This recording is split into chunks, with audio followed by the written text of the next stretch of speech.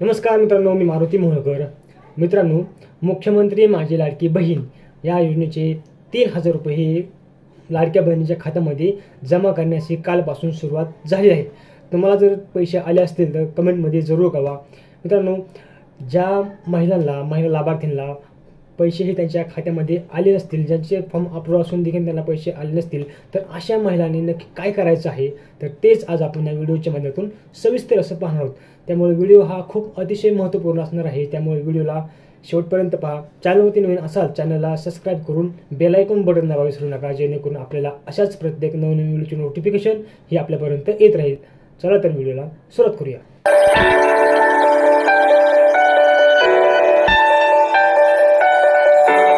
आता मित्रांनो, ज्या महिलांचे अर्ज हे 14 ऑगस्टपर्यंत अप्रूव्ह झाले आहेत, तर अशा महिलांच्या खात्यामध्ये कालपासून 3,000 रुपये येण्यास सुरुवात झालेली आहे.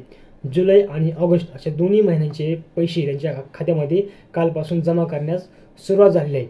आता बऱ्याच साऱ्या महिला अशा असतील की त्यांच्या अकाउंटमध्ये पैसे हे आले नसतील, तर त्याचं कारण काय आहे, तर हे जे पैसे आहेत तर हे पैसे आपल्याला DBTच्या माध्यमातून दिले जाणार आहेत.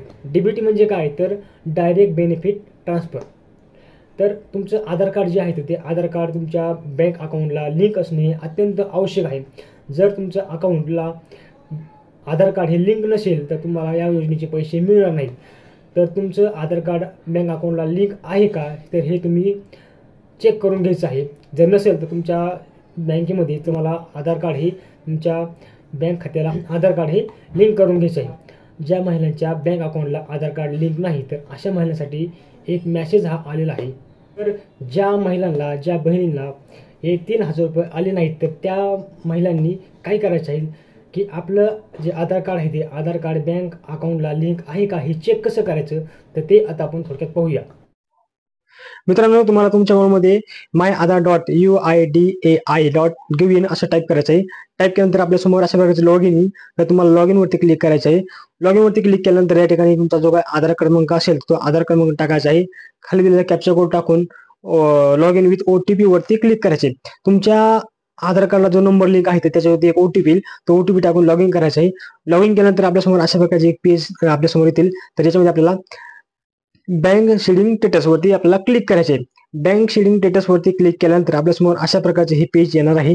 तर यामध्ये तुमचा आधार क्रमांक दाखवेल. तुमचं जे आधार कार्डला तुमची जी बँक लिंक आहे तर ती या ठिकाणी दाखवली जाईल. आणि बँक शेडिंग स्टेटस हे ऍक्टिव्ह असणे हे आवश्यक आहे. मित्रांनो, याच्यामध्ये तुमचं जे आधार कार्ड आहे ते आधार कार्ड तुमचं लँड शेडिंग, यामध्ये लँड शेडिंग हे ऍक्टिव्ह असणं हे आवश्यक आहे.